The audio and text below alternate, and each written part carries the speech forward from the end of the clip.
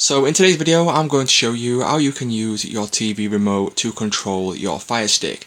So as you can see, right, I've got my Samsung TV remote right here, and if I click up and down on this, nothing happens. Now first of all, what we need to do is go to our settings. So click on settings, and then once we click on settings we need to go down to general, and then once we go to general we need to find external device manager. Now click on this, and then what you need to enable is AnyNet Plus HDMI CEC. Now once we enable this setting right here, right, as you can see, if we go back, what you'll then be able to do is control your Fire Stick with the TV remote.